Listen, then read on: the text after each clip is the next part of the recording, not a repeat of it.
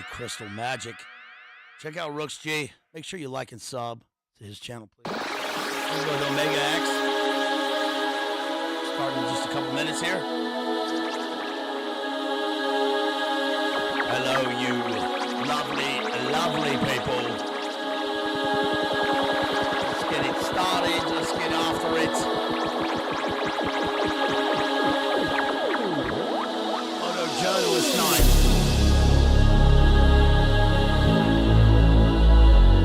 Free films. Photojournalism. Rooks G. Omega X. You lovely, lovely people.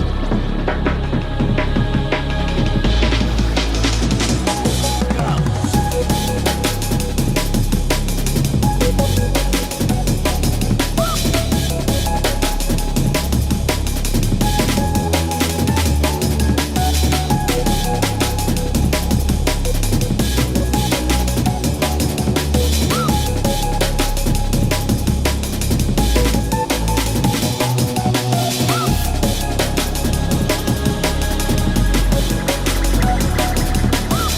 Ready yet?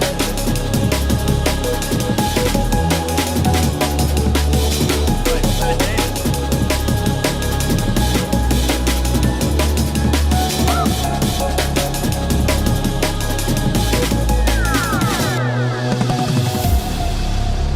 Go, just a couple minutes, ready to start. Let's get after it.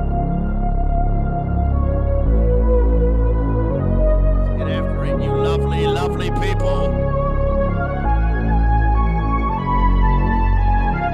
You can't go out into space, man. You can't go out into space.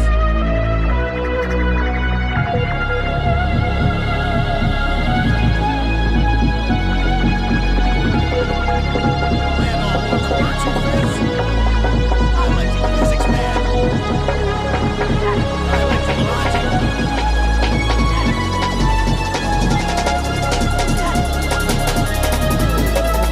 Here we go.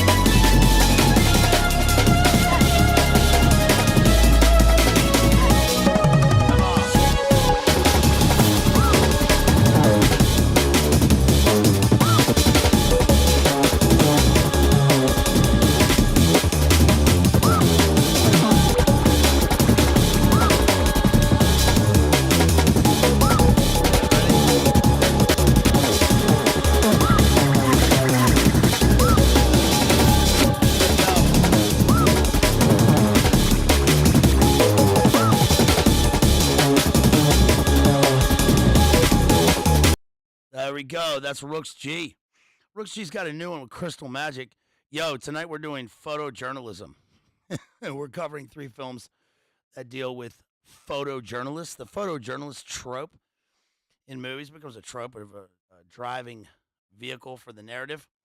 And we've got 3 films to cover tonight. Civil War, Alex Garland's new Civil War. The Killing Fields from 1984.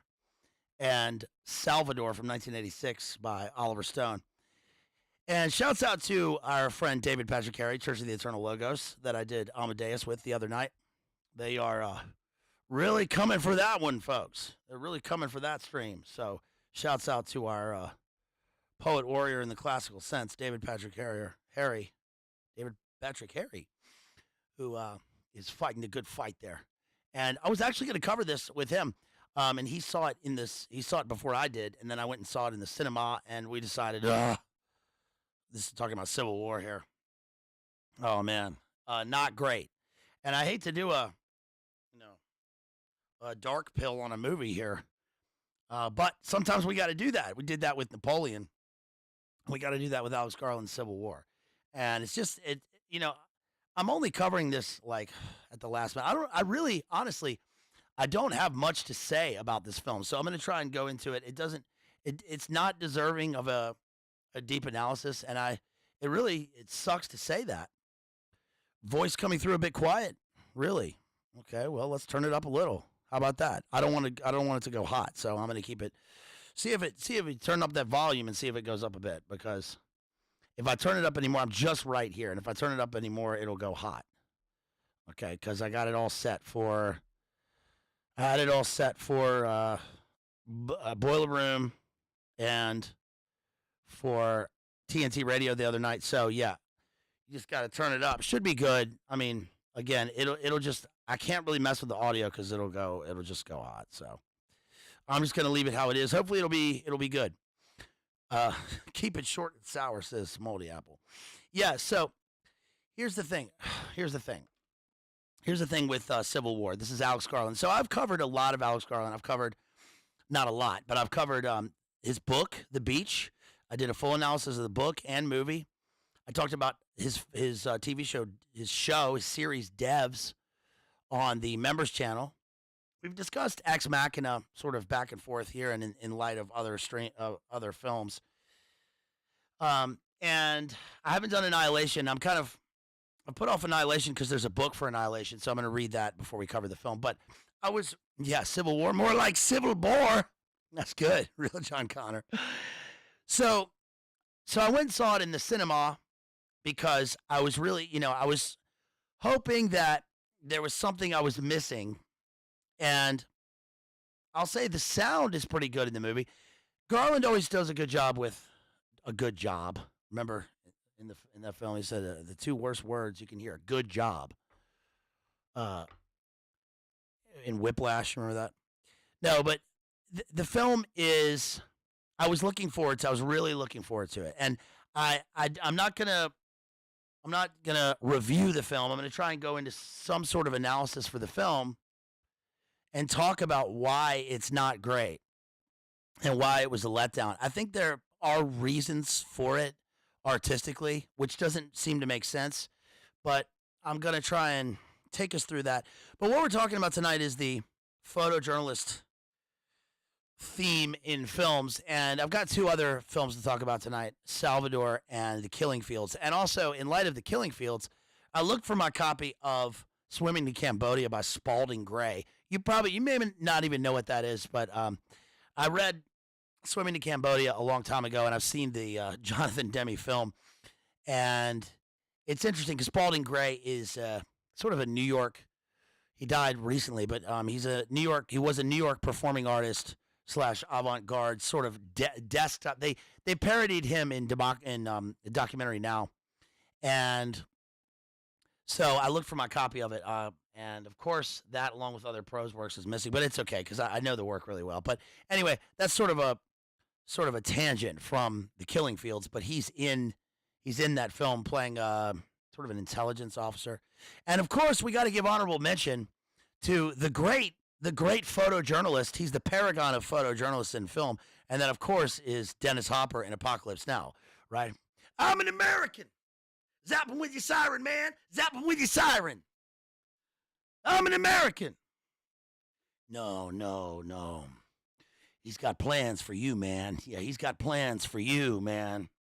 What are they going to say, man? That he was a wise man? That he was a kind man? He had wisdom? Bullshit, man. He is the paragon of photojournalists in film. He looks it in every way. Of course, we've done Apocalypse Now. We did a full Apocalypse Now analysis, and then we did Heart of Darkness. So I've talked about the jester figure in Heart of Darkness, and of course, full analysis of Apocalypse Now with the John Milius screenplay. But he is the great photojournalist in film, and so I suppose I'll start with Civil War because people have been wanting to hear about this, and a lot of you guys have seen it. I've had a lot of people reach out to me about it, and I saw it a week ago. So, yeah. So, remind me later, and I'll do my presidential jokes for you again. Cringe stand-up routine for 80-year-olds on a cruise ship. Okay? I'm a patriot. I love the U.S. presidents. Richard Nixon, more like Richard Fixon. If you want to hear some really bad jokes. Okay, so let's talk about Civil War. So the film just came out. It's Alex Garland. Alex Garland is, in my opinion, great. I mean, yes. By the way, did you see AJ's analysis of Civil War? That's probably the best analysis that you're going to get. He did a brief analysis of Civil War, and he talks about Alex Garland, he says he's a globalist, and you know, Alex Garland is a product of the English public school system.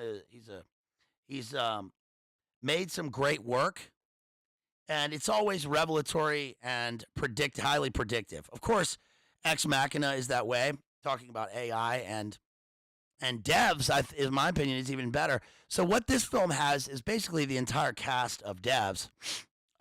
Nick Offerman, of course, is in it, and he's playing like a weird. He's playing like a weird version of Trump. You can tell that from the beginning because the film opens with him giving a speech, and he says, "We fought the Western forces, and of course, it was the greatest victory in all time in all of human history." But the film gets it's confusing about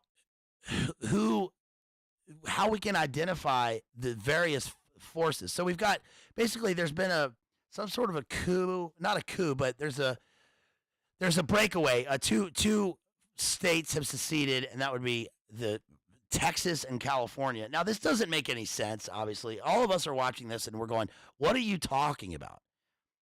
Right? It doesn't make sense for those two states to be aligned with each other. Now, the only thing I can say about why this would be so in the film is that in the time that we're living in, maybe the filmmakers, or maybe Garland himself, but maybe the studio was concerned about the closeness to reality with such a film, even the title of such a film and the trailer. So they decided to have those two states aligned because there's no world in which those are aligned unless this is sometime in the future. But the thing is set in the present, so it doesn't make sense. They're completely unalike, obviously in every way. Do I even need to explain it? There's no way. So in other words, they have two states aligned that would never be, so that subconsciously tells the viewer, this is fantasy or this is fiction. Does that make sense? It doesn't make sense that the two states aligned would be, of course, Florida, and then the states in between Texas and Florida would also be in this, but they didn't want to just have something closer to reality, balkanized United States, or a CSA or something, with the Midwest and the South involved. I don't know. I guess they just did that for the purposes of the film, but it doesn't make any sense. Now, of course, it is a fantasy. It's a fiction. Right, a kind of not an alternate reality, but a kind of this is what will happen. So that becomes a moot point. Now, a lot of the film seems to be truthful to what would be in this sense. Okay, so the film starts with him with the president Nick Offerman in a kind of Trump-esque way, like making a speech, and then we cut to this core, journalist core, and we have Kirsten Dunst and the old guy from Devs, who is, I liked him in the film in terms of his character. Now, I don't like him, but I liked how this guy played the role, because he is a older, wiser fellow, kind of a Jabba character, representing the establishment elite of journalists, and he is working for the New York Times. Now, the New York Times, of course, is going to come up, especially in the killing fields. But he goes along with this group. They're sitting in a hotel, and they talk about, we're going to go on the front lines and cover the story. And by the way, it's kind of overlooked that they are Canadian. So they're coming down from Canada. There's a big thing about Canadian dollars in the film, as if the United States dollar has tanked and they're using Canadian dollars.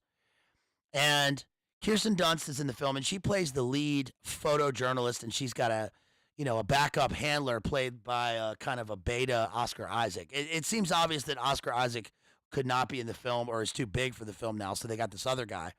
And then there's a like a younger in training photojournalist representing the Zoomers, and this doesn't work at all. It's very weird. It's very weird in the film how this happens.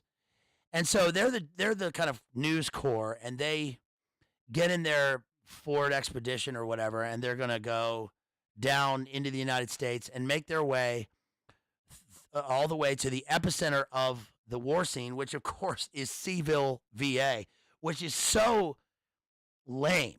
This is incredibly lame. I could not believe how lame this is. It's like, so Hollywood does this, right? So what Hollywood does is they either are completely predictive and ahead of the curve, which is what Garland has done for the last, few movies and shows, for his work in the past, or they are way, way behind. And I could not believe that they would do that. I mean, because it doesn't work. They would have the symbolic Seville as the epicenter of where the various groups and the factions are fighting. This is from like 2016. What are you talking about? I mean, dude, look, I live in Virginia. I'm a Virginian. What are you talking about? That's the. So it also brings to mind, Richmond as the capital of the former big event that happened in the 1800s. So maybe it's also kind of a sideline. It's a sideline throwback to that, like giving it some sort of, I don't know, like it's supposed to have gravitas with this. Like it has a. I just don't get it. I'm really wrapping my. I think I've been doing too much analysis of the film in my head to try and figure out. Like it doesn't even deserve it. It's really not great. It's really not good. Let's just say what it is. I've seen the movie, so you don't have to if you haven't seen this movie. And if you have seen it, I mean, geez, it's like, what are you doing with this movie? Why would you do this? In a way, I'm kind of glad that it wasn't better, because, I don't even know why. I don't even know what that statement means. It's really fucking with me. I guess, excuse my language. I guess because I think that part of, okay, so the artistic reason for the confusion and chaos in terms of who we're supposed to determine these people are in the film and what they're doing is, I guess, down to the fact that with it, it's like the fog of war, right? The fog of war and the confusion and chaos that comes out of the action, and the fact that they can't determine who the good guys and the bad guys are, makes up a sort of parallel vision of America to some people. But I think it's very clear. It should be very clear in terms of the split here and what people stand for. And that's about all I could say with that. But it should be very, very clear. The things that we've gone through for the past few years, and the things that one group wants and then another group wants, it should be extremely clear. But instead, in the movie, I guess it's just about the fact that they are all Americans until they get to Jesse Plemons. Right, but what kind of American are you? Which is, by the way, the best scene in the movie. Obviously, it's in the trailer. The trailer's better than the film, yes. So anyway, they go on their road trip, and they come across a shootout like at a, I don't know, looks like a college or something. And they're embedded with a group of, I don't know, are these the insurgents or are these the government forces? It's government forces versus like the Western forces. Right. And one thing that's clear when you watch the movie is what people look like. So let's be safe here, and let's just say that one group that's embedded has a group of people that look different from the way they portray all of the Western forces. I suppose the Western, no, because that's not right. Somebody help me out with this, because the Western forces end up winning. So spoiler alert, they end up winning. Yeah, and Circle G pointed out Road Trip of Atrocities before I went and saw it, and that's exactly what it is. It's exactly like that. So they end up winning, and they go all the way to the White House. They bust in, and at the end of the film, the journalist, the Oscar Isaac Beta says, Mr. President, he says, Nick Offerman, do you have any last words? And he says, don't smoke me. And they say, okay, that's good. And then it's over. And then it's over. Okay. But the fact is that all along the road trip, they come across these various people who all look a lot, like the Jesse Plemons characters, and some of those characters look, let's say, very similar to me. And it's like, okay. So I get the obvious nature of what they're doing in the film. It's wild. So when they come across the guys in the hotel or the college or whatever, they make their way up, and it's very Zero Dark 30, and then there's a guy alone in a room, and then they smoke. They smoke him, right? And then they show these three guys tied up, and they are, they've been captured, and a guy is, a guy zapping them with his Browning, right? And it's like, okay, so here's one WC, right? And he's just gleeful, as AJ said.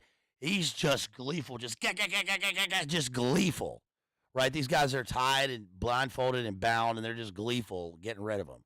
And of course, then they go to then they go to a gas station. When they get to the gas station, they're trying to fill up, and the guy in the back, the guy from Devs, is like, "We need to get fuel wherever we can."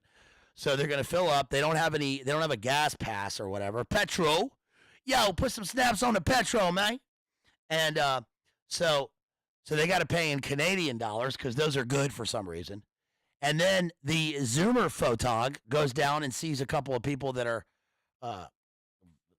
meat hooked up in a gas station, and she wants to take pictures, but they're still alive. And then the young guy comes down, and he's portrayed as a, backwoods hick, of course. And he says, I went to high school with this guy, right? So what we're supposed to get is that all of the people in the Western forces are these uneducated people, and they don't even know who they're fighting for, and it's just a loose band of people. And we also, the main point of the movie is the virtue of the journalist, which is supposed to be the virtue of objectivity and not getting involved. So, yes, I get it. I get what we all get it. We all get the old, style of the people are involved in the war and they're taking pictures. And they even say, we're taking pictures so that, the people back, we don't get involved because we are taking pictures so that we're a witness so that people back home can get involved and they can decide what to do. I get it. But the fact is, they're standing at the very last scene, throws that right out the window because they're right there, and the guy gets the last words from him, and they're embedded with the guys, and it's like when you are there is no objectivity. It's all subjectivity. Now, they don't express their feelings for one side or another, but the fact is that they're there watching this happen, and they're completely immune. The first scene in the movie, by the way, is a FF that occurs at a riot. And, of course, the riot is being done by the Bashley Abbott types. And one runs in with an American flag, and then we get a large event. And that's weird because Kirsten Dunst is there. She's been blown out of this thing, and she's immediately up taking pictures and shouting to people, and your eardrums are blown out. Come on.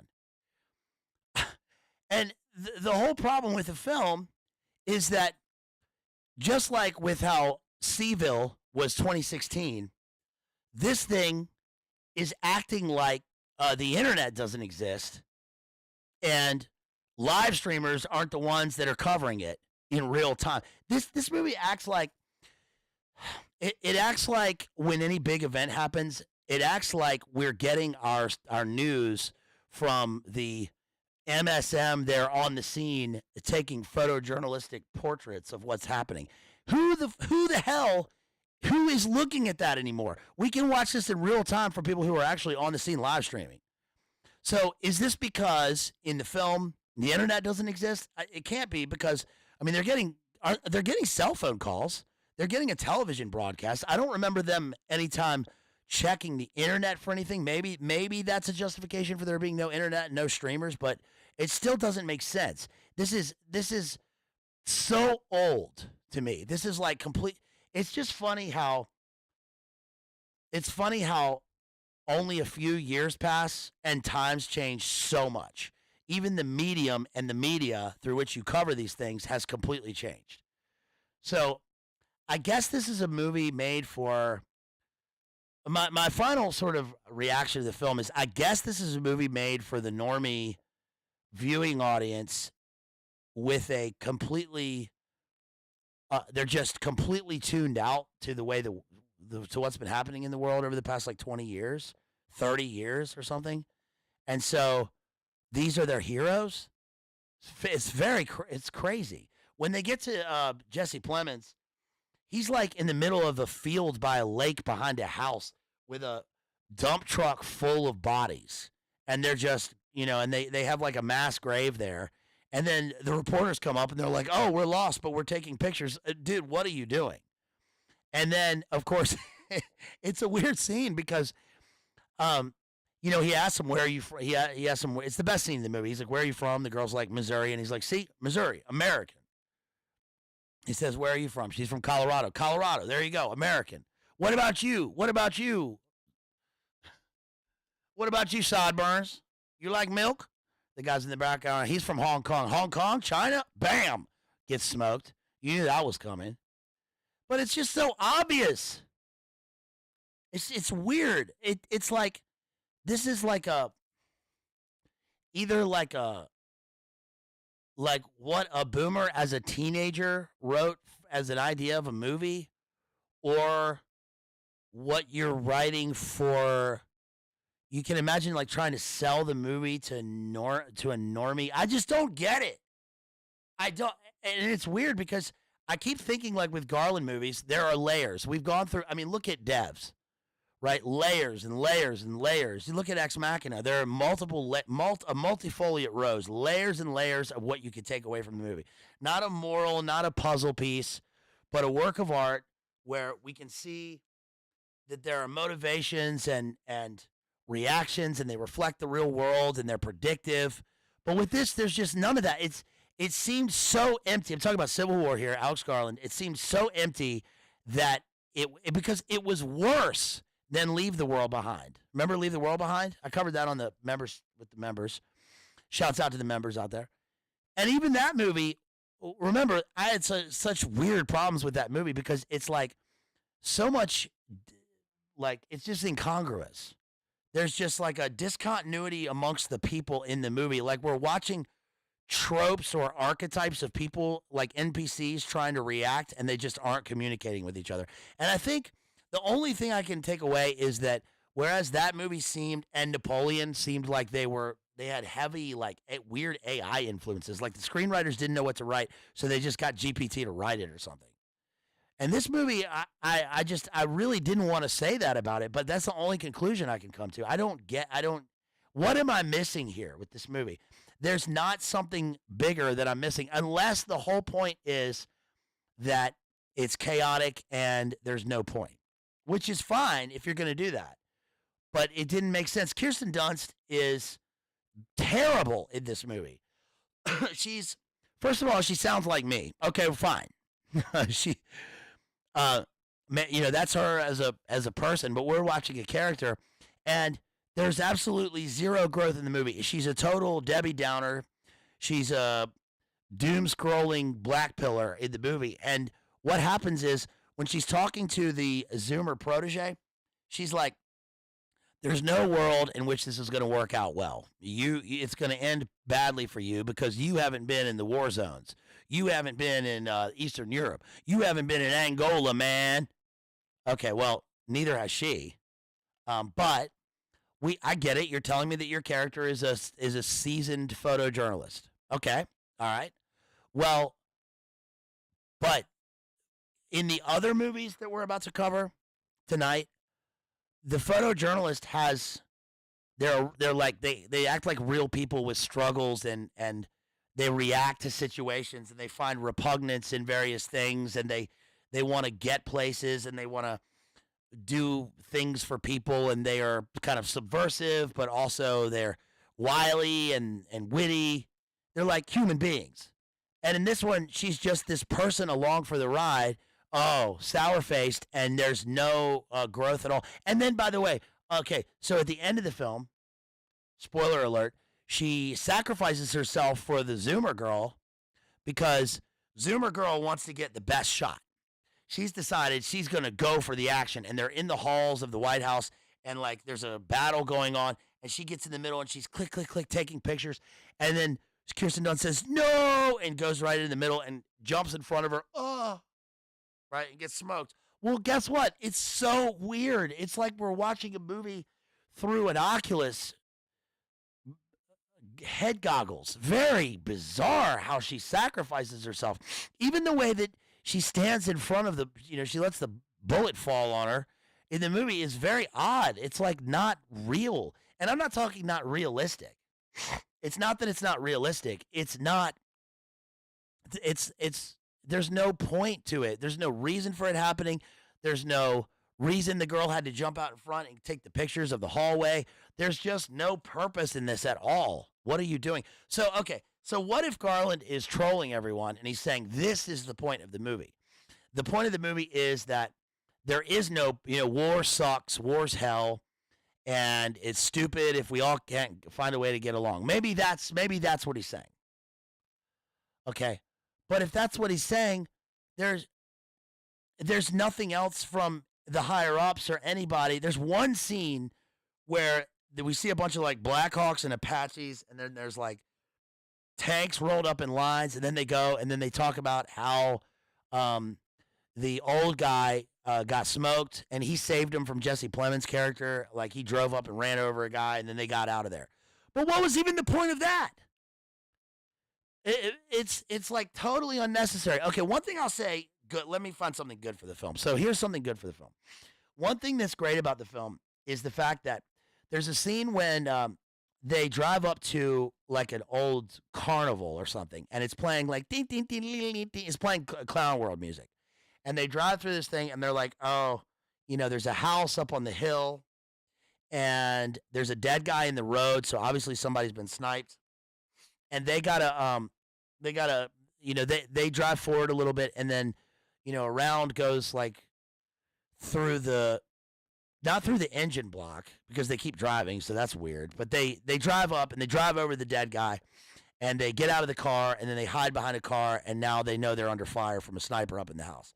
And here's the scene where they see the sniper and a spotter, and this is actually pretty good. So, and it's in the trailer.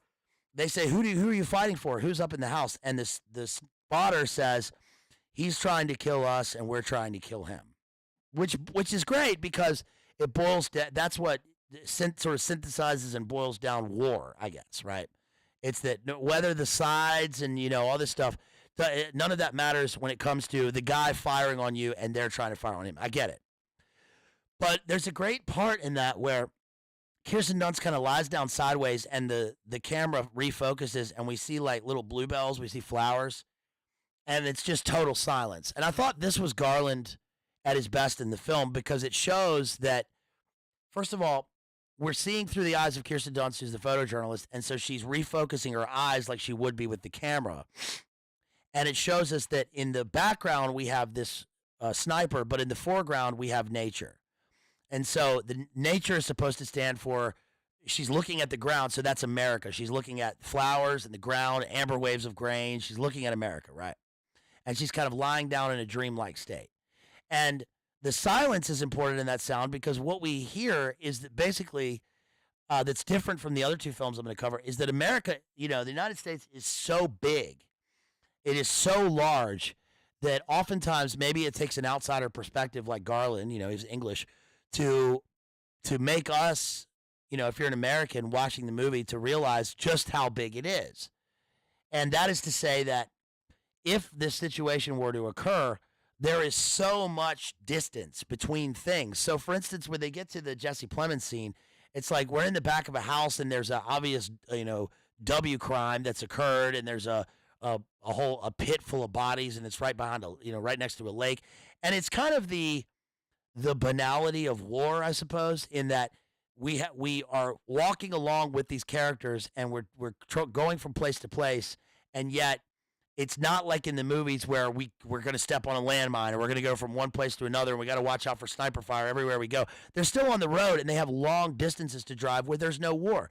And they even come to Like they come to a gas station at one point and they're like, oh, and the girl's like, oh yeah, we're just in here. She's in here reading a book. Okay, so maybe that scene. So she's the store owner is inside the shop and she's reading a book. So maybe that's to say there is no internet. Okay, that's okay. That justifies that, I suppose. But they say like, aren't you aware there's a war going on outside? And she's like, yeah, I guess. So maybe that is a statement or a critique on the world and the ubiquitous nature of war for the past 20 years, where people are completely faded to this. They when it finally comes here, it's like it's no different from somewhere else because the country's so big. Am I making sense?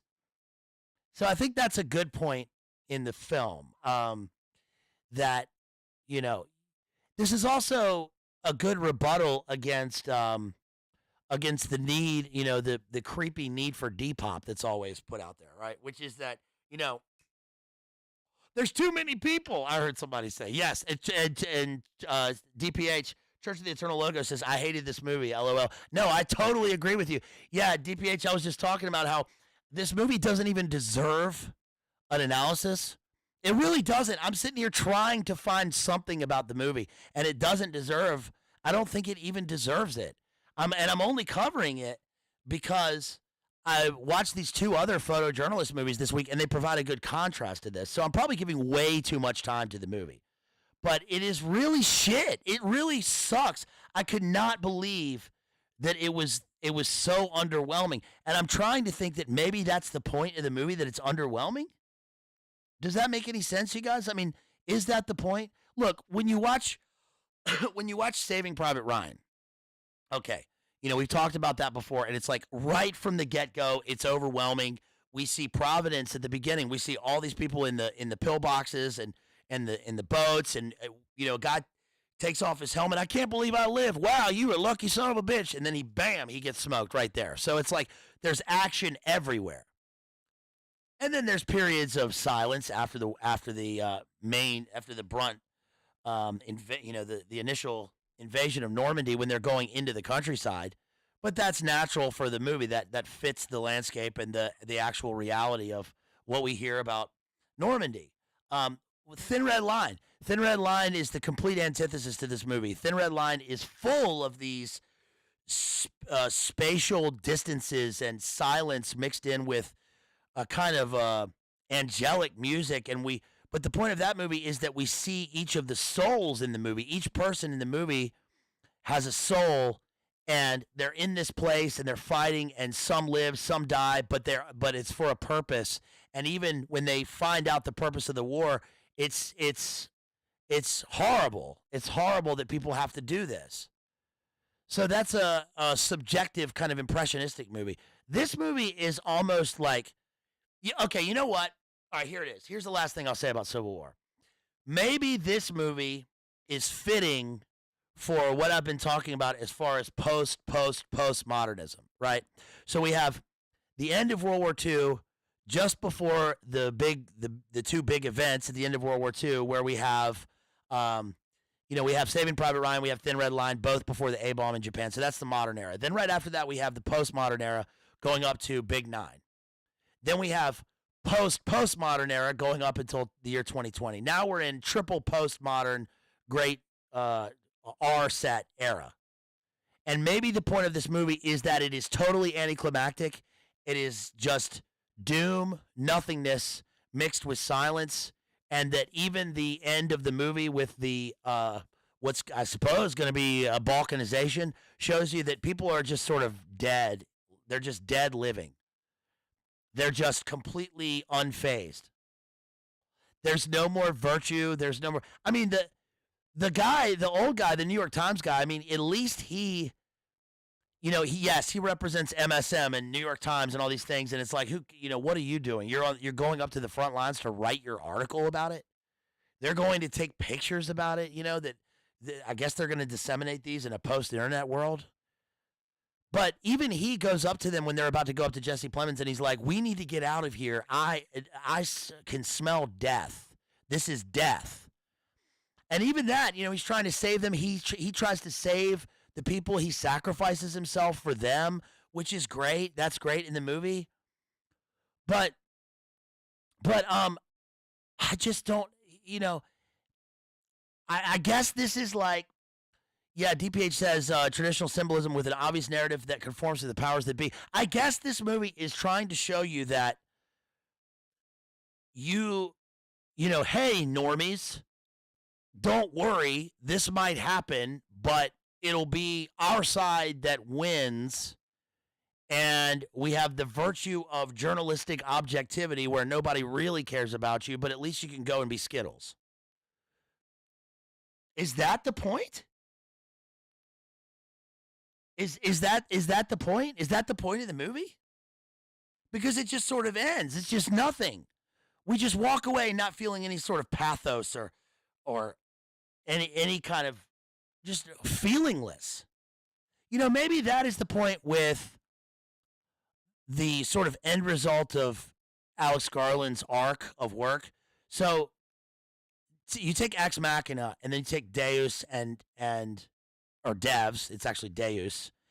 And in that Devs he's trying to play God by bringing back his daughter through the quantum computer in a parallel universe where he can live forever as a transhumanist with his daughter. So who, by the way, has a big, Masonic doll statue with gleaming eyes, like looking over the landscape.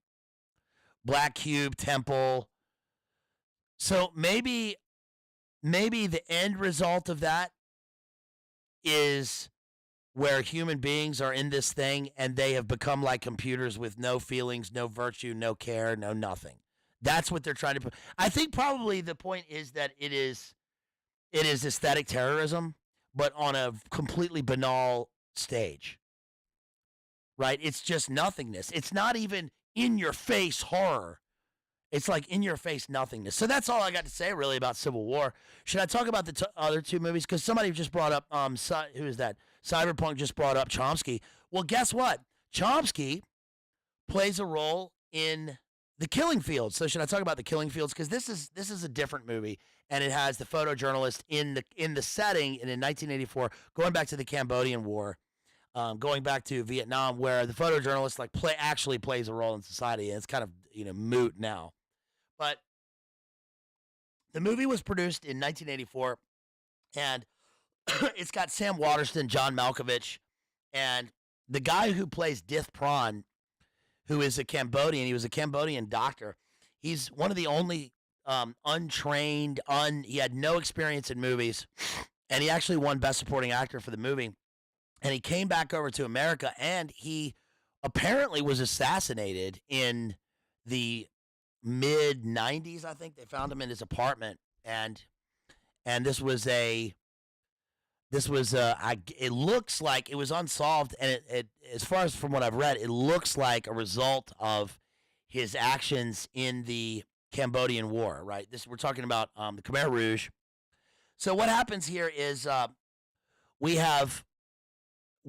start off with Sam Waterston, and he is talking to his translator, whose name is Dith Pran in the movie, a Cambodian, and this is on the heels of the Vietnam War, and there's a press corps that's still in Cambodia. They're in Phnom Penh, and this is prior to the takeover from the Khmer Rouge. So they are following leads, and they're looking for evidence of, mass events and mass casualties. And eventually what happens is that the Khmer Rouge comes in and they sweep through, and all of the Western journalists, all the expats are forced to central locations, hotels and such. And from there, they're not allowed to leave. And they're terrified that there's going to be a complete purge in society. Meanwhile, everyone outside, including Dith Pran's family, are subject to this because of where they were prior to the takeover and post Vietnam. So this guy, what Sam Waterston's playing, this guy, is it Sidney Schanberg? He's a real he was a real photojournalist. He has a chance to get Dith Pran's family out and to get Dith Pran out, but he doesn't. He gets his family out. They go to America. They're taken on a Huey, I guess, out of the embassy, and they escape. But Dith Pran does not escape. He stays with Sam Waterston, and this comes to be one of the major points of the movie. And this is This movie is kind of a pre-platoon platoon. It's a very hard watch because Sam Waterston is wants to get the story. He's all for the. I'm sending my stuff to the New York Times, and John Malkovich is great in this. I've talked about John Malkovich recently in those other films, in the Ripley films, and he is fantastic in this movie. He plays a real, a real looking. So when we have the photojournalist and we have the arch, paragon of photojournalism with the Dennis Hopper character, and he's got like the kind of hippie shirt on with the cameras all over him, and long hair and the Ray-Bans, and I'm an American. Well, we get John Malkovich in this film, and he's kind of the same. He's got his like military fatigue pants rolled up to his knees, and John Malkovich looks and acts and talks like he is the character in the movie. There's a great scene where he has to try and fake a passport photo for Dith Pran, and we see the whole process of taking a photo and the dark room and the solution, right? The solution's not right. They have to put it on there. The photo melts. We see the whole process of it, and I believe his character. But what happens is that eventually, when the Khmer Rouge comes, they're going to kill everyone, and we see them come in, and this is so interesting because it's so revelatory for what happened in 2020 and what is obviously that is going to be a thing in the future. We see a revolutionary, a communist group come in with red headbands, and mainly, many of them and many of the harshest people are kids in the movie. They give power to kids and snitches and all these people who didn't have power before, and now it's year zero for Pol Pot. And so eventually Schanberg and his group leaves the country, and he goes back to the United States, and we see what happens to Dith Pran. He can't get out of the country, and he is going to die. Number one, he was a doctor. I think he was a doctor in the movie before he became a translator, and also the character playing him was a doctor. And also, anybody working with journalists or foreigners is going to be eliminated. So they take Dith Pran, and we cut to Schanberg, to Sam Waterston. He's in New York, and he's like writing letters. He's got all these letters set out, and it's like this weird contrast because we see him looking out over the New York skyline. We see, we hear the bustle of urban New York, and it's like it's full of industrial noises, and then that is juxtaposed against what Dith Pran is going through, which is absolute silence and emptiness and rice paddies, and he's now in the killing fields. So this is hardcore. What happens? Yeah, it's year zero. It's we're getting rid of it's Thermidor. Everything history did not exist before. Now we have Pol Pot, and we're taking over, and it's the start of the revolutionary government. And everything that is American or Western or any kind of influence is ousted. Now, that's just in terms of the Cambodia, and also I'm not even getting into the intelligence concept. Phoenix, all of Vietnam is a precursor to this. All of the various shenanigans and machinations of intelligence and globalism that play a role in this. I'm just talking about the film. So it's like all of that plays this like off-screen heavy role in what's happening in the film.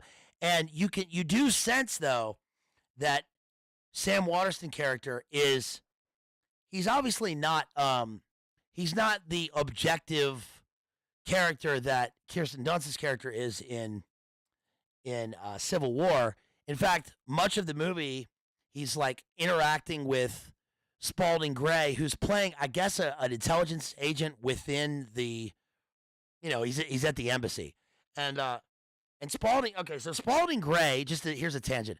Spalding Gray is this guy who wrote a play called Swimming to Cambodia, and Swimming to Cambodia is a New York avant-garde kind of multimedia performance art storytelling play, which is kind of Beat Generation stream of consciousness, but also postmodern, from this guy who is private school educated, very much Upper East Side New York, and it's like this is the play that the people in the Upper East Side they love to watch. There's nothing. It's like not. It's not really funny or charming, and it's especially dated if you watch it now. So here's what Spalding Gray does. He also wrote a book called Slippery Slope, and he was like a constant.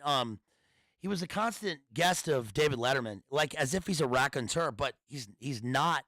He's not entertaining. So here's how his stories go. Okay, so here's Spalding Gray, and they parodied him on documentary now. So here's what Spalding Gray does, and it's very much like William Burroughs was also doing this at the time. He does a performance for 90 people inside of a garage on the west side of New York, and he's walking in. He always wears a flannel shirt. He rolls the sleeves up. He sits there. It's like Spalding Gray, a glass of water, a desk, 90 people, the height of art. So I guess all the people in the audience are like Upper West Side, literati people. So he's sitting there and he goes like this. So I took up skiing. Skiing is very weird for somebody my age to take up. I say I'm 47. What am I going to do when I'm skiing? I'm going down a mountain. It's like a big tumbleweed. You think of tumbleweeds, you think of America. So I'm going down the mountain, and there's snow everywhere. There's young people in there zigging and they're zagging. I don't know what to do. I'm totally out of control, but I'm also with it. I'm in the moment, just like America, just like Hunter S. Thompson said, crest of a high and beautiful wave. Well, here I am on the waves of the snow, and I think about my son somewhere on the mountain and how I haven't seen him since he was 8 months old. And I didn't see him till he was 8 months old. But all of the art in New York is crazy because people have their mohawks and they're all of their this and their that, but there's nothing like art. So I'm going down the mountain, right? And I can see the lady going beside me, and she's got her lycra on, right? She's got a spandex and she's got her white frilly sweater on, and it looks just like the snow. And I wonder, will I be alive when I'm 56? What was I doing when I'm 35? I went to Phillips Exeter. I went to private school, but when I was younger, I was at Woodstock. What have we done since Woodstock? Oh, my generation has ruined everything, but we're the best generation. We make Macintoshes. We are consumerist, but we don't care about the little people. When you look at George Carlin, you think, this is his thing. This is his model. This is his brand. When you look at me, you think, I don't know what you think. You think, is this a private school guy? Is this guy rich? Is he poor? I don't know. But here we are in this moment on the West Side, here in Chelsea, and we're watching this, and it's theater. It's theater. And I say to myself, I was in Swimming to Cambodia. Yes, it was a big role. Jonathan Demme's filming this. Jan de Bont might have been involved. I talked to John Malkovich. John Malkovich was my age. What a man. He was such a big man. He was all galumphing all over the stage like he was a big actor. And here I am. They put me in this movie. I'm a schlub. I don't know how to get a paycheck. What am I doing? But I'm playing an intelligence officer. And if there's one thing I know, it's about intelligence. So I says to myself, yes, Cambodia, Vietnam. What am I going to do? What am I going to do? They're going to get these refugees over here. I'm going to support them. And that is swimming to Cambodia, because I was swimming in alcohol and I was drunk. Fucking hell, dude. It's like, what are you doing? And the whole audience is like, yeah. They're like, yes. Very, very avant-garde. So brave, stunning. Interesting. What will your next work be, sir? He's like, my next work will be called Yachting to Oblivion. And it's like, holy fuck, dude. God, there's so much in this, and there's nothing. It's just nothing. That's Spalding Gray. That's the 1980s in terms of the avant. Now, that's not all of it, and I'm making a lot of it. Like, look, it's like Laurie Anderson is one thing. Laurie Anderson's like a performance artist, and Lou Reed, and she goes out there and like plays a electric violin, and she's like playing Revenge of the Nerds, and that's like kind of funny because it's weird. But Spalding Gray, it's just these like what do they call those? Hair of the dog stories or whatever. Like he's just chasing. It's just red herrings everywhere. And the point is, it's a kind of I don't want to just say stream of consciousness and like a kind of a postmodern nihilism, but there's nothing uplifting in his work. You go and see it, and then it's completely of the time. And it's funny that they put him in Swimming to Cambodia. Jethro says this is getting clipped. So that's Spalding Gray. I mean, literally, like go and watch Spalding Gray, a random clip of him at any of his desk performances, and that's exactly what he's doing. That's exactly what he's doing. Dave Letterman asked, no, it was Charlie Rose. Charlie Rose asked him about this. He's like, so this is so avant-garde. Tell me about this. What are you doing? By the way, do you? He's like, do you like that bubonic chronic? Seems to me you like it. And Spalding Gray's like, oh, I just can't stand it. Oh, it gets my anxiety going. And I'm like, thump, thump, thump, thump, anxiety. Hello. Dude.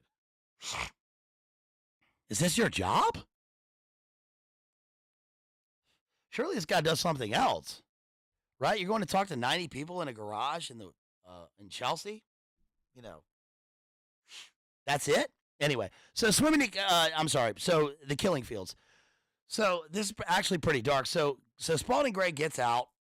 His character gets out. Sam Waterston's back in New York, and Dith Pran is going through absolute hell in the Killing Fields in Cambodia. So they show him, and he's got lesions and sores all over him. They're all in black pajamas. They're going out to the mud paddy fields to dig for mud. And they've got like 16-year-olds with AKs, putting plastic bags over their head and taking them away. And everybody's just standing there, which is crazy. And he says that he's got a line about, something about silence. Like you can't. It is oppressive in the sense that when you're watching it, you're like, this guy better not make a fucking noise, right? Or better not look down. There's a part where he looks down in the mud and the rain, and he sees like a lizard at his foot, like a little tiny little lizard. He like flicks the head of it, and he puts it in his pocket. And it's like, oh, here's some meat. That's what the guy has to eat later? Like the lizard's like this big. And, they're fed bowls of mud and gruel and, bog rice or whatever. Charlie didn't believe in R&R. Charlie's idea of R&R was some cold rice and a little rat meat. So they're just digging in mud all day, and people are just constantly disappearing. They go back to their hutch, and they sit there and they sleep. There's a lot of sleeping in this movie, by the way. This is The Killing Fields, 1984. I was amazed rewatching it this time how much sleeping there is. And that makes sense in the movie because they're in the tropics. Have you guys ever been to Southeast Asia? I mean, I've been to Thailand, Malaysia, Singapore, Hong Kong, and especially in Malaysia, it is so humid. It's actually not that different from Virginia in the summertime.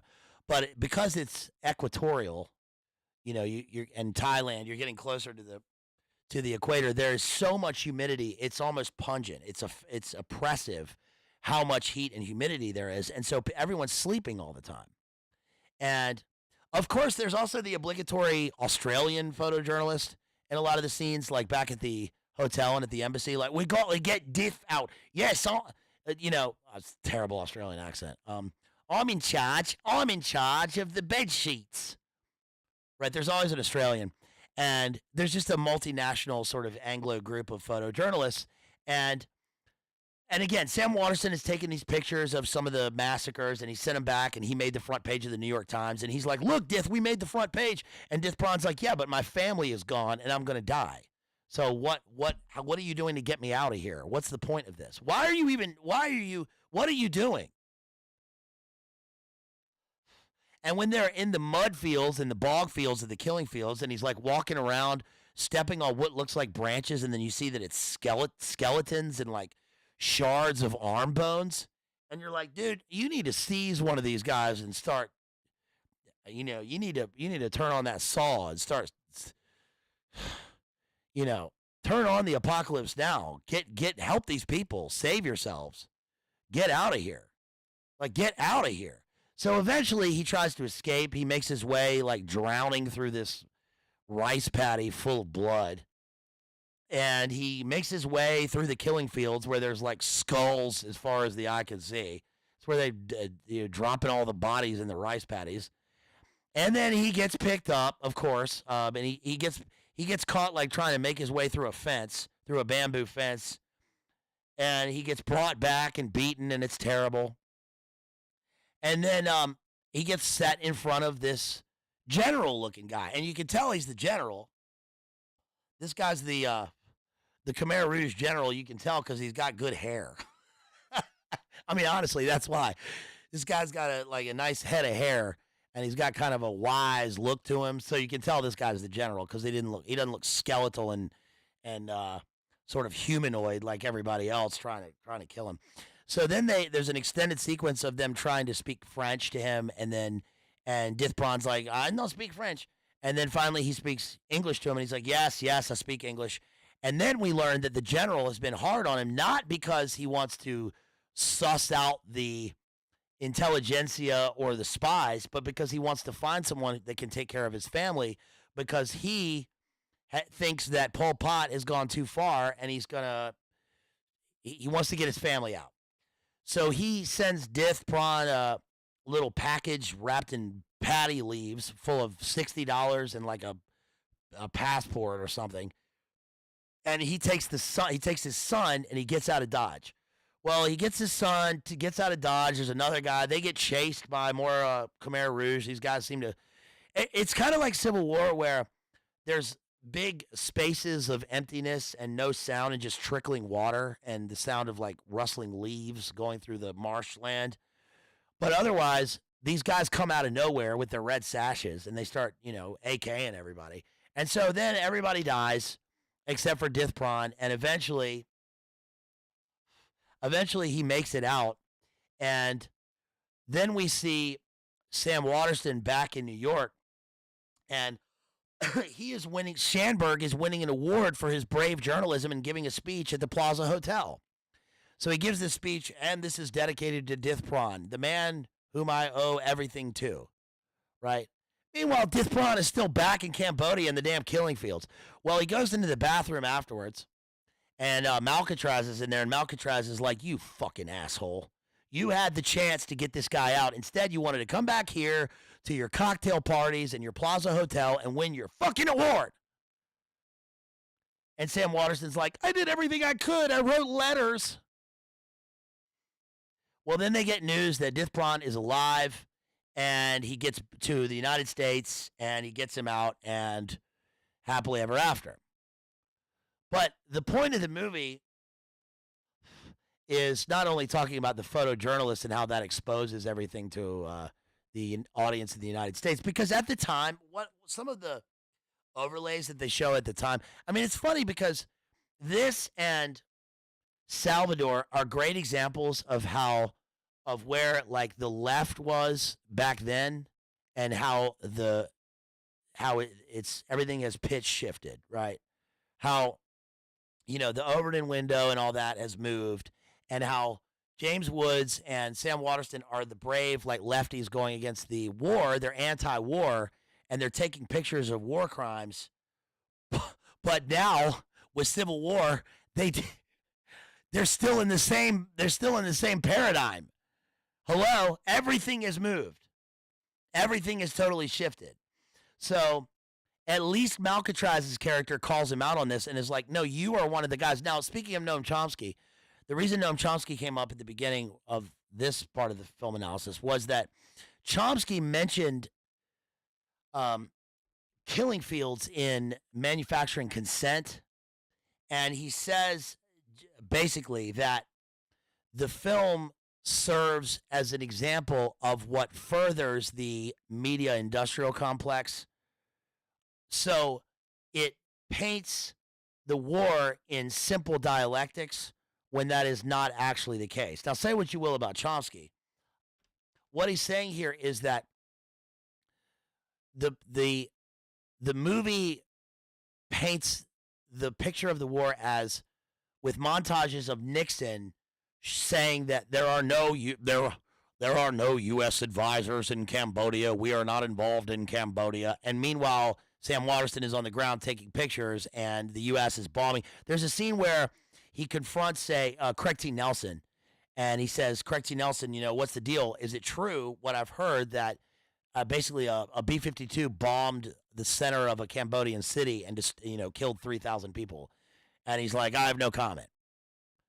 So it paints it as like the U.S. is involved when the public back home is unaware, and we have a right-left paradigm.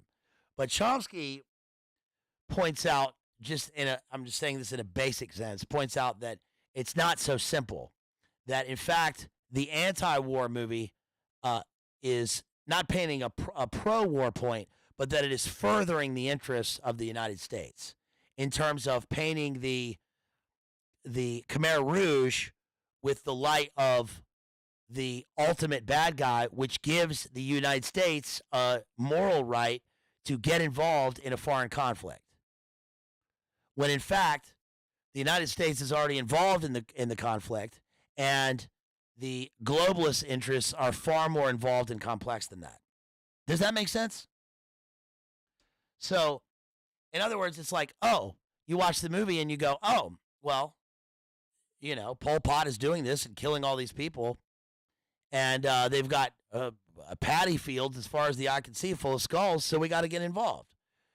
When, in actuality, they got pushback for this from the left, and I don't know about this, but all I know is that the pushback from the left was, or from Chomsky and the academics and writing this book, was that, okay, well, all of the instances of the skulls and the millions of people come from secondhand accounts from refugees coming out of this. So in other words, we need physical evidence of this before you just paint it and give the United States impetus to get further involved. Does that make sense? So anyway, The Killing Fields is interesting because it also came out the same year as Amadeus, which we just covered, and Dith Pran won Best Supporting Actor. F. Murray Abraham won Best Actor that year with the Oscars. So it was The Killing Fields versus Amadeus. And this leads us on to our final film, which is Salvador, Oliver Stone's Salvador. Because at the beginning of the film, what's his name? James, what's his fucking name? James Woods. James Woods, who is in top form in this movie, top James Woods form, will mention Schanberg, Sam Waterston's character, and he'll say, he says, like, fuck Sidney Schanberg. I was there, man. I was the last one out of Cambodia. I was there, man. He was at the plaza drinking cocktails when I was still in Cambodia in the shit, man. So Salvador is Oliver Stone's 1986 film, which is interesting because it came out the same year. It came out the same year as Platoon, and it is highly underrated, I think. I read an analysis. No, I read a review from The Guardian, and this was interesting because The Guardian said, this was The Guardian's review. Gonzo journalist style of Fear and Loathing. James Woods and Jim Belushi are Withnail and I, but they don't end up in Penrith. They go too far and end up in El Salvador. It paints the picture of history with a broad stroke. We give it a D on the American scale for its historical inaccuracies. It's like, yeah, well, it's Oliver Stone's vision of what happened again, and it's the same thing with The Doors. So, Penrith. I've been to Penrith. Penrith is actually wonderful. I've been there. I was there walking across England when I was on my Grail quest in the year 2000 when I first went to England and walked across. I was going to all the villages and towns that were associated with Grail legend. So I was going to Glastonbury and Penrith and all these towns. Anyway, so it starts off with James Woods. He is in San Francisco. He's asleep, more sleeping. He's asleep, and we hear a knocking on the door, and the landlord comes in, and he's like, "You got my fucking money? Get out of here!" Right? And James Woods has a Hispanic girlfriend with a baby, and he gets up and he's like, "Look, I got no." He's a totally just down and out of work photojournalist with an expired press pass, and he starts calling people. He goes to the hallway of his shitty apartment, and he's got a string tied around. He's got a hole punched in the middle of his quarter and a string tied around it so that he can save his quarter for the phone calls. He calls one of his press buddies, says, "Lend me $50, please. Lend me $50 so I can get to El Salvador." And what we learn here is that he's been predicting the events in El Salvador. He has been serving as a photojournalist, taking pictures in Angola, Cambodia, Vietnam, all these places. He's a tried and true boomer, photojournalist. And then he is on his way to get a scoop or something like that, and he's in his, convertible Ford Mustang, and then he gets pulled over by a San Francisco lady cop, so psycho sexy, and she says, "You have 47 outstanding parking tickets. You were speeding down whatever that fucking twisty street is in San Francisco. What's that street called? Damn, what's that street called? I've been there. It's the one where they filmed The Real World 3. And, you don't even have a license, and your press pass is expired. I'm taking you in." So she takes him in. He gets locked up for the day in the joint. He gets bailed out by Jim Belushi, who has got his tie web flat cap on, spent his last $75 to get him out.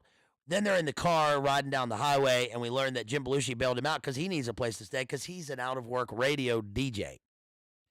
So they say, "Listen, why don't we go down to Guatemala?"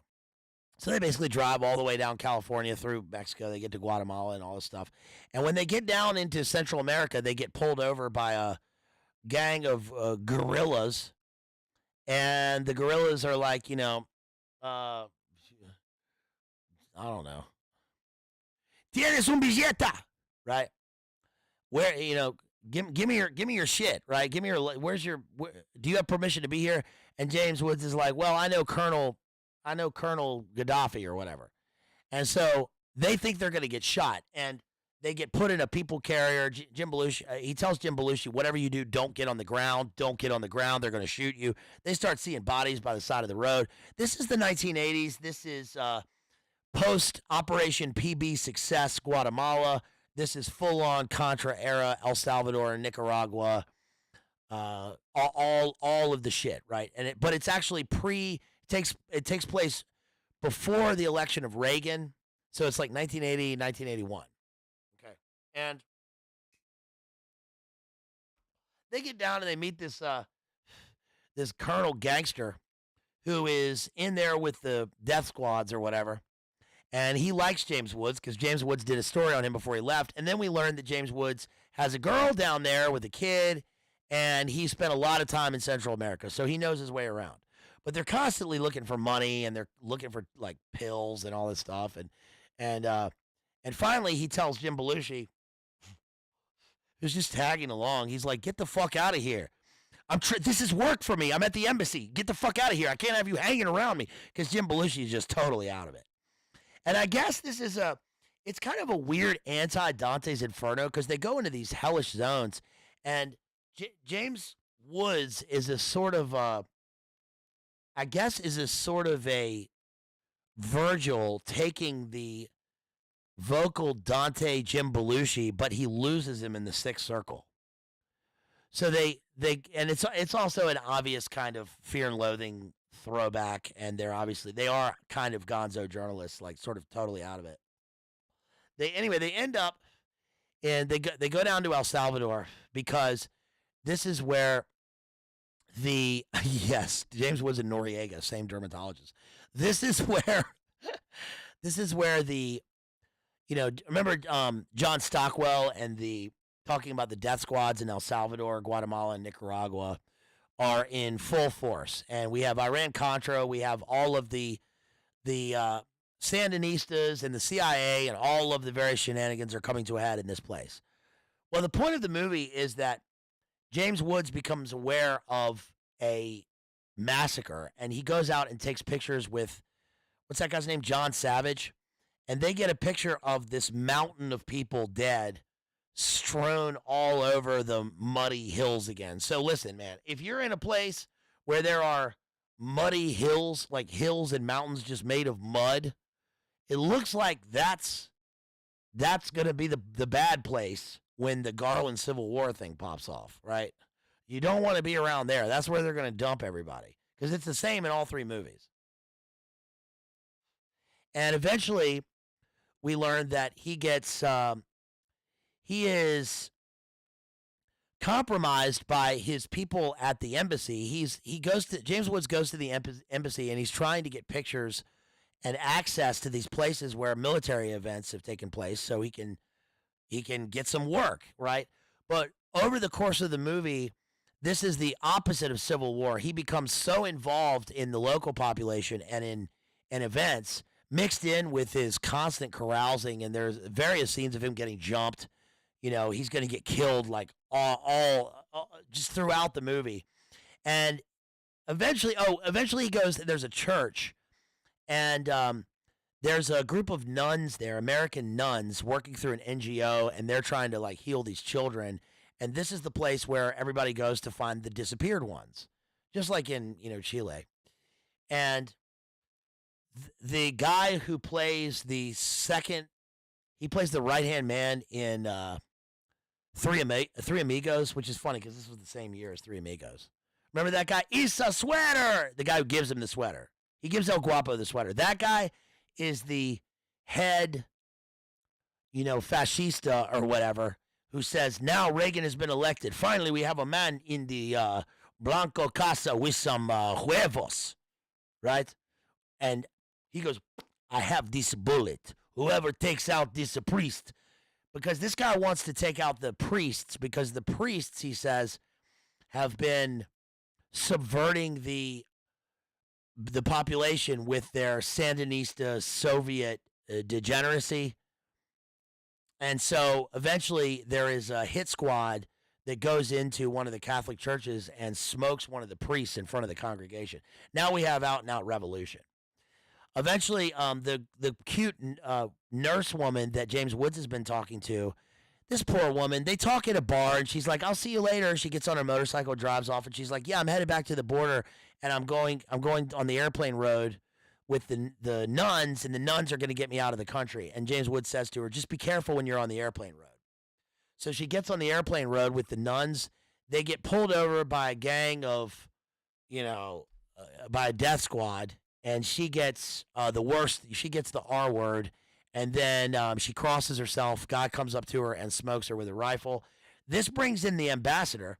The ambassador is a real kind of Chris Stevens character in this. He appears, and he's like, look, we're going to pull all the funding from this place, and, because it was your guys that did this. But meanwhile, the kind of pre-revelatory Stockwell, CIA, Pentagon general, MIC type, smoking a cigar, is like, you don't have any evidence for that. They could have been armed. And he's like, the nuns were armed. Give me a fucking break. And he's like, don't you pull my funding, buddy. Because the MIC guy is obviously down there running the D squads for the Contra groups and the big triangle of drugs and arms that was running throughout the 80s and that came to a head later with Oliver North. So anyway, there's collateral damage according to this guy, but James Woods is locked up in it, and he even tries to warn James Woods, get out of Dodge, buddy. I don't like you commie filth in here, taking your damn pictures, and I don't like you or your thought girlfriend, but I'm telling you, if you stick around, you're going to get flat-footed. And James Woods is like, fuck you, pal. And he's like, fuck you, buddy. That's how the dialogue goes. And that's what happens. So James Woods eventually gets his girlfriend, who is she the girl in? She is the girl in. Oh, holy shit. She's the girl who's in Predator. So his girlfriend is the girl in Predator. And the right-hand man bad guy is the bad guy in Crocodile Dundee 2. By the way, another photojournalist movie. Remember, the reason for Crocodile Dundee 2 was that the who's the guy? Not Joel. Ron. Is it Ron Silver? It's like Ron Silver. He's down there taking pictures of the Colombian cartel smoking a guy in a sugarcane field, and we got that hitter. And he gets back in his Jeep, goes back to his hotel, and he calls, Dundee's girlfriend or whatever, and he's like, "I'm mailing the film to you." Right. Okay. Of course they're going to track the address and the phone number. So he gets smoked, and then the cartel goes up to New York to find the film. They end up kidnapping Mick Dundee and his girlfriend, and then they take him to Australia, and then and she's a photojournalist, by the way. His girlfriend's a photojournalist. Remember that in Crocodile Dundee? Great '80s trope, the photojournalist. So anyway, all that occurs, and James Woods eventually gets his girl out, and they go to the border. Oh, there's a scene where they go to the border, and she's got a fake passport. And I'll give Woods credit in this movie. I mean, he's great in this movie. But one thing he does is he's telling a lie, and then he stops halfway through the lie, and then he tells the truth. And he's like, no, she's my wife. She's my wife. We're trying to get back to America. We were just here on holiday. We were tourists. And then the guards, the Salvadorian guards, are like, get this maricon, it's bullshit, And then he's like, all right, look, you're right. Fine, fuck it. I'm a photojournalist. I know this woman. She's my girlfriend. Just let us go, man. Just let us go. Can't you just let us fucking go out of this place? You motherfuckers, you're always doing this to us. Like, he's so manic in this movie. There's so much energy in this movie. And then so they take him in the back. They beat him up, and they're about to smoke him. The gun cocks. They're about to shoot him with a rifle, but it's a dry fire. And then, somebody calls the ambassador, who's already on his way out. So Chris Stevens calls in, and he's like, "Look, I'm the ambassador for one more day, and there's going to be a holy shitstorm if you don't let these guys go." So then they let him go, and the next scene is James Woods drinking with the guys who are about to kill him. And they're like, huevos rancheros, no? And he's like, yeah, get us on the bus. So they get on the bus, and they make it through over the border. He says that this is his wife. He tells the border guards that. Then they're on the bus. I guess in America, they get boarded by ICE. ICE takes his girlfriend away because she doesn't have a passport, and they must have been tipped off. And the movie ends. This is one of the most depressing, dark endings of a movie. James Woods goes through absolute hell. He goes to hell and back. He gets back to the country. He's got his woman. He's got his kid. He's going to save this woman, and she gets pulled off the bus at the last minute by the Americans, and then she's gone. And he says, if you take her back to El Salvador, don't you understand? They're going to kill her. They're going to decapitate this woman, and then she's gone, and that's it. That's the end of the movie. So that's different. That's a different kind of nihilism and bad ending than the one in Civil War. This is that way because it's showing that the geopolitical situation is so complex, so convoluted, so tangled that no one seems to be able to make out well. All the people end up suffering, and nobody kind of comes out of it well. So especially Woods, who is seen as the bastion of, he may be dirty and dark and lying and cheating and guiling his way into all these situations, but at least his purpose is to take the pictures, send them back. It starts off with him with a practical reason. He needs to make money, right? And he goes there to get some freedom down in Guatemala, and there's no rules, and he can get away from all his parking tickets. But it ends up with him, willing to sacrifice his life a number of times for the situation and getting involved with the people.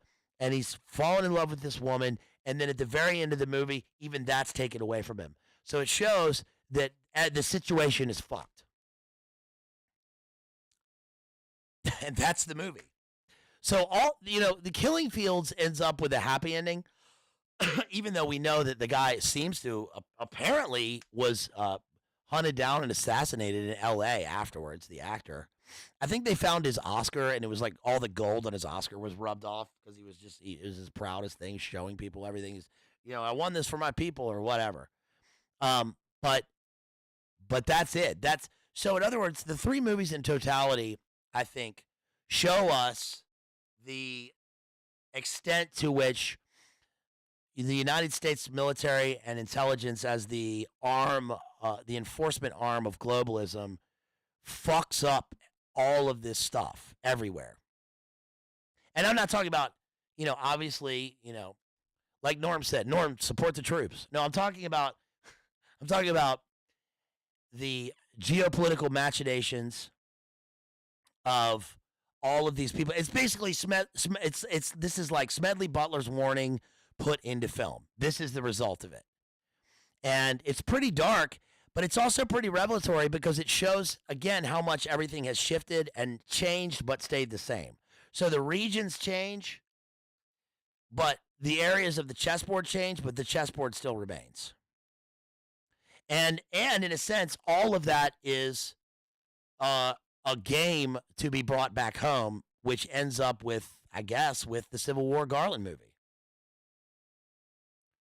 Right? No, I think the Oscar is not solid gold. It's gold painted or gold flaked or something. I'm sure it's like metal. Let's look it up. Is the Oscar solid gold? Solid gold. I love gold, Mr. Powers. Is Oscar gold? Statuettes are solid bronze and plated in 24 karat gold. Of course, due to a metal shortage during World War II, Oscars were made of painted plaster for 3 years. Following the war, the Academy invited recipients to redeem the plaster figures for gold-plated metal ones. Y'all be wearing gold-plated diapers. I'm Bruce Dickinson. Never question Bruce Dickinson.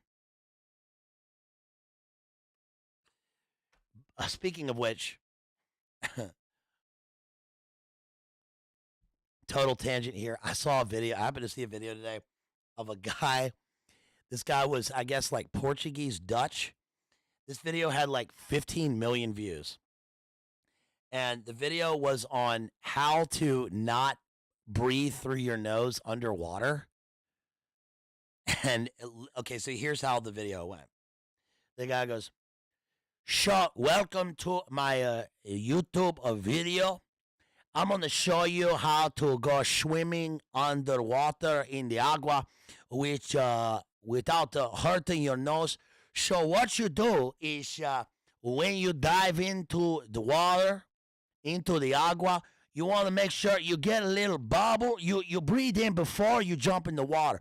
So don't breathe when you get in the water, because if you breathe in the water, you're going to drown yourself. So what you do is you breathe in a little bit, you hold it up here in your hair skull, and then you dive into the water. When you're under the water, you're going to let a little bubble go into your nose, and you're going to let the little bubble go out of your nose a little bit. But if you breathe in through your nose, it's going to hurt real bad. Dolor in the cabeza. So you're going to hold it. Now, you can't hold your breath forever. So if you try and get the little bubble in your nose and you want to breathe, you need to make sure that you go up above the agua and that you breathe in full. Now, when you're breathing in full, you need to your stomach is going to expand when you're in the regular air, and you're going to breathe in the air, and then you breathe out. So you let your chest muscle kind of go in and out. That's how you breathe. Now, but if you're in the water, you can't do that under the agua, and your stomach is going to have a lot of air in it, and you let the bubble go in your nose. And I'm telling you, this is the way the professional, they go down. You try it in about 3 feet of water, but you don't want to go down too much. Like if you go down the SECs, if you go down there in the water too much, then your ears, they're going to hurt, they're going to pop. And that's not good. That's going to hurt you. So you want to stay in about the 3 feet of water. What's funny about in the pool is, la piscina. You can swim around. You can even have an underwater tea party down there with your friends. and you can look at them. Oh, another thing, if you want to be able to see under the water in the agua, you got to wear your goggles. And I'm not talking about the cloud goggles, people. Like and share. I'm talking about, you got to wear the goggles like Miguel Phelps wear. You remember that guy? He was just swimming very fast, very fast. But you're going to go down there, and if you open your eyes, it's going to be a little blurry. You may not see much, but you're still going to see the water, and then you come up. Okay, thank you for the video. 15 million views, dude. Sweet. Good for that, dude. I learned a lot through that. I learned a lot about how to breathe. So I thought it was pretty cool. All right. So listen, folks, like and share, as our underwater friend says. It's about all I got to say about the photojournalist, trope and the driving force. I mean, look, in the end, in all seriousness, hey, shouts out to Real John Connor for that $5. Really appreciate you. Really appreciate you there. Yeah, if you want to support, please do that at the links here. Would really appreciate that. And I hope everybody got to see our Amadeus stream. I really had a lot of fun with that with DPH.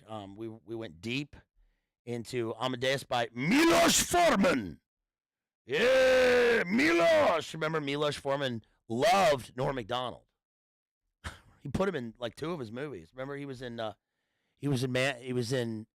People versus Larry Flint. Yeah. He played the people. So, yeah, if you want to support me, check out those links right there. You can do that. I've got some more.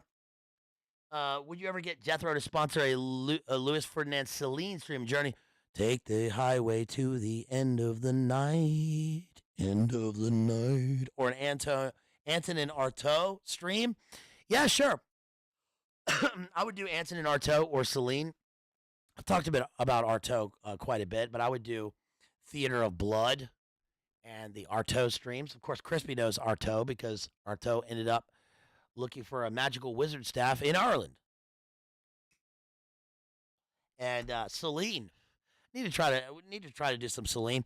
I've got a bunch of things coming up and a bunch of literary streams. I thought I would do this one just for fun. Again, I was just going to do it for the members, but I am doing it here for the whole public. So if you like this, please like and share.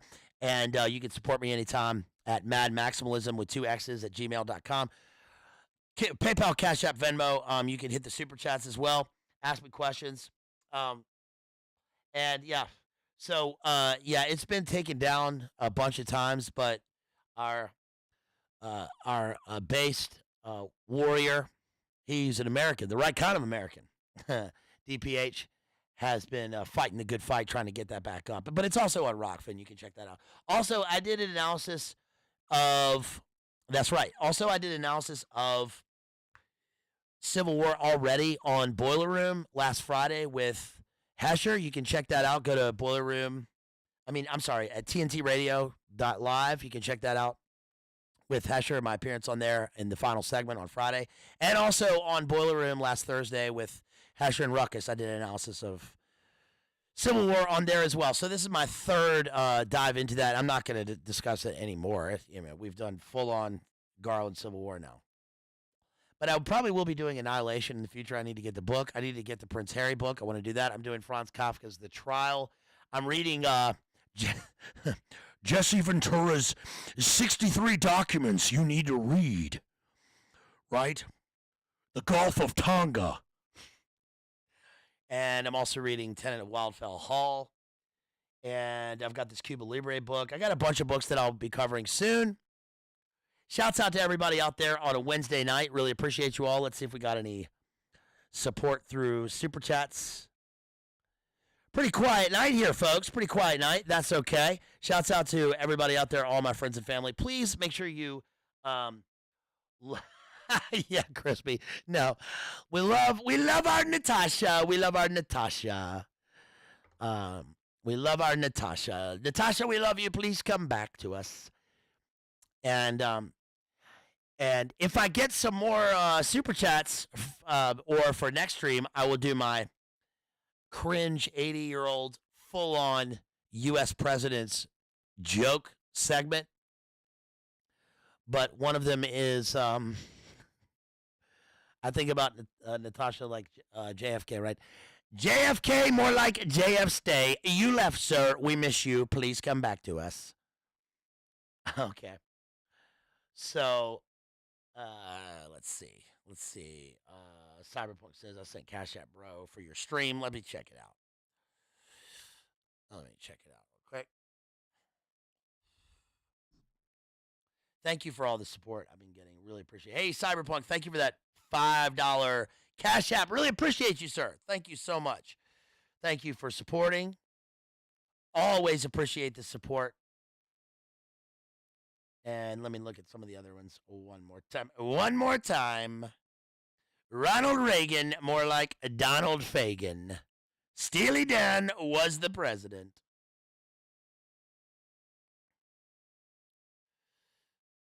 So, yeah, it's always good to do an Oliver Stone stream.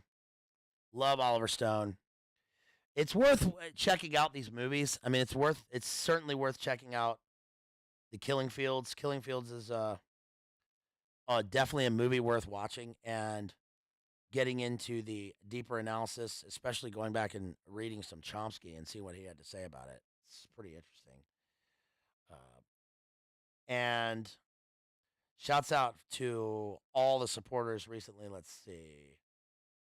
I think Derek. Let's see. Derek gave me a $5 super chat on PayPal last time. If I didn't get to you, thank you so much.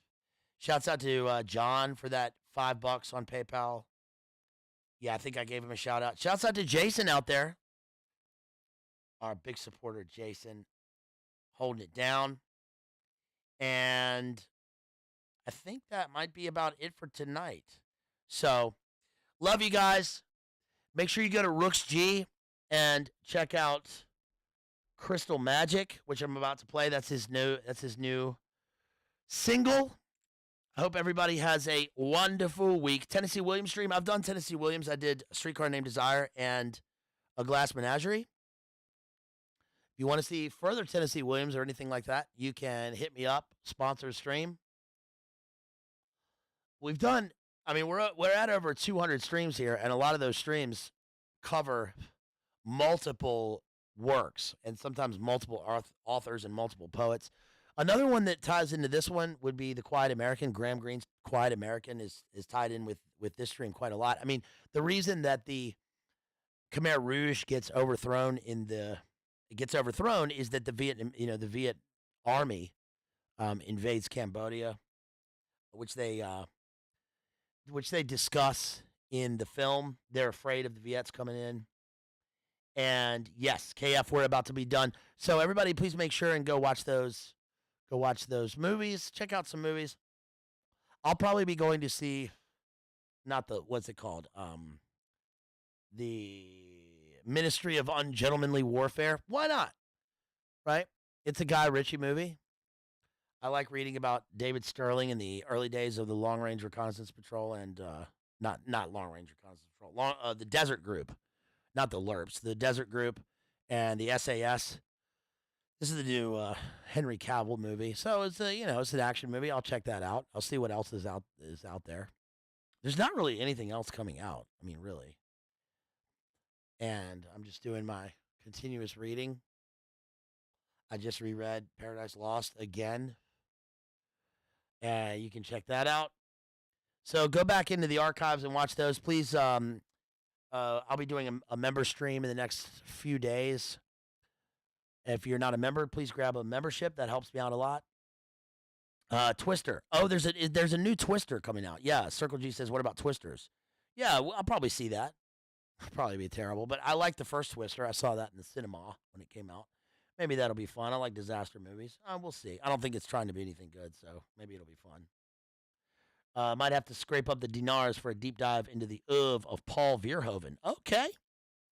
Yeah, I don't think I've covered any Paul Verhoeven.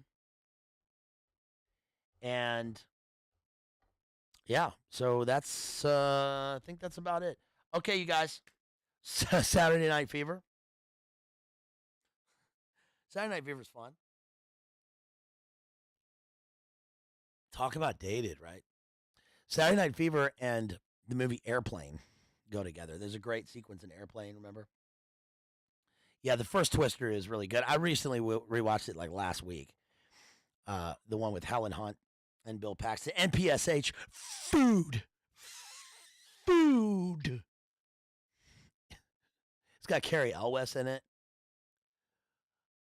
I like that nice old lady that feeds them at that house. I never noticed before in Twister how I always thought that the house that they go to where the lady feeds them is in the middle of nowhere, but it's not. It's like on a residential street. Did you notice that? Which is weird. Helen Hunt is really good in that movie. One of her, she disappeared, obviously, but do I have a BTC wallet negative? I do not, but thank you for asking. Really appreciate it. Rough hands, thank you. Yeah, and shouts out to Toledo out there, Daniel, everybody who stopped by tonight. There's somebody right there. Look at that. There's a Venmo that just came in. Appreciate that. Sent me, let's see, Will sent me $5. Thank you for that Venmo. Really appreciate that. Yeah, you guys, if you want to support me, you can do that anytime on any of the links. They're in every video description, every stream, and the channel description. You can hit me up on the email, and you can follow me on Instagram. I had a really good weekend. I went to my a 25th reunion party, and I saw a bunch of my old friends, and got home very late. A lot of fun. But we're getting into April here, towards the end of April. You know what that means? We're looking at LeVay fire season. That always comes up, especially April 29th through May 1st. Dark time. It always is. Always a dark time. So stay ready out there. Stay frosty against the wiles of the ghouls and goblins, because it's always a weird time. But, hey, we're going to get through it. I love you guys. Was it worth it? Yes, worth it. If you're strong enough, right? If you're the right kind of BLA subscriber. I love you guys. Here is Rooks G with Crystal Magic. Go. Take it away. Here's Rooks G and cut off his new album. Here's Crystal Magic. All right, you guys. Love you. Peace.